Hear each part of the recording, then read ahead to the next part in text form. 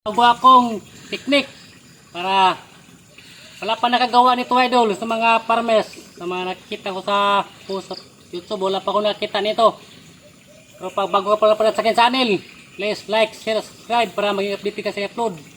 At pwede mo hangyo idol, pakishare ang video na ito para sa kalaman din ng ibang idol.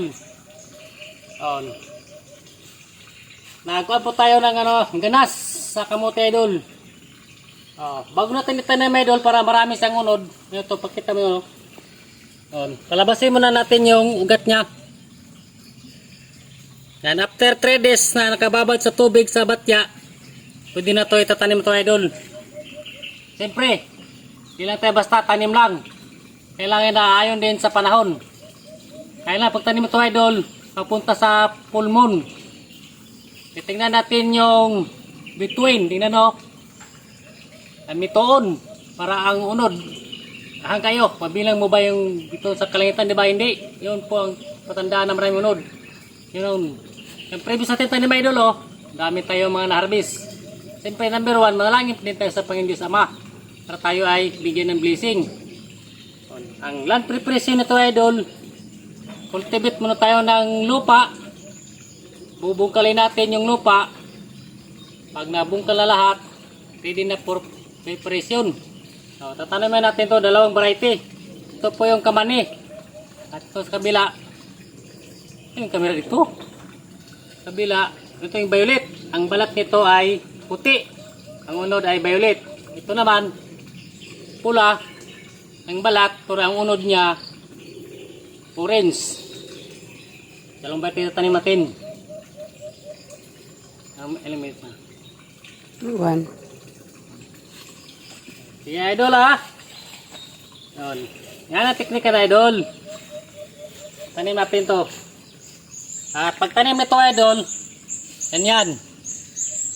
Tatlong piraso lang sa bawat puno.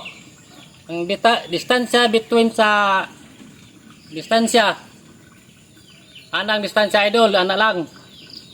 Di nato ni kasagaran mga farmers magtanong. Yung tatlo pagsamahin. Timbahin mo ako idol, pagtanim ganyan, ihiwalay natin. Ihiwalay natin sa puno. Ganyan. Ganyan siya, tapos ganyan. Dito yung dahon niya pasalubong. Tapos yung isa dito pag ganyan. Tapos ang clearance niya sa pagbaon sa lupa idol, ganyan lang. Sanggang ka lang. Kasi kung laliman natin, walang unod. May unod man, ilan lang. Dapat sangdang ka lang may idol. Ganun lang kalalim. Tapos taniman natin idol. Ganun pagtanim. Tapos, kunalangin tayo siyempre.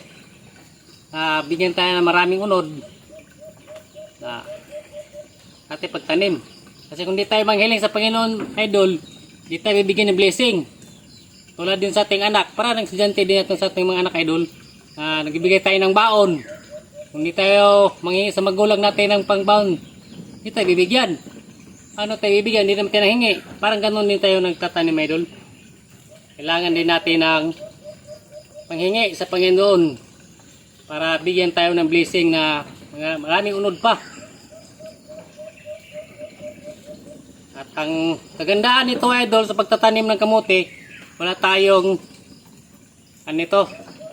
maintenance. Ang ano lang nito idol, sipag lang. Maguna, yun lang sipag natin. Hindi mo na kailangan ng fertilizer. Kailangan sa talong, magbili ka pa ng fertilizer sa abono. Ito ay yung sipag mo lang. At maraming kita dito sa kamote idol. Kung malawak ang iyong tataniman nito idol, ay kakikita ng milyon dito sa kamote. Pag masipag ka lang. Ang ato ay manumano lang. Gamit na tayo ng palakol.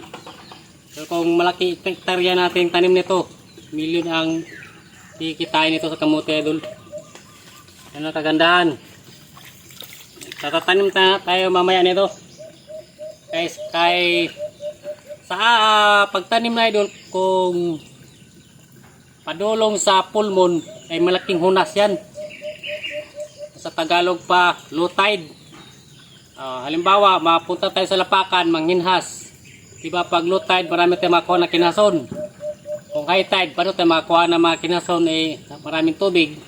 Ganun yung pagtanim mga idol, kailangan low tide tayo magtanim. Kasi yung papunta sa full moon, may malaking low tide po yung mga idol. Ayan. Dito na lang idol. God bless us all. O pang reels naman.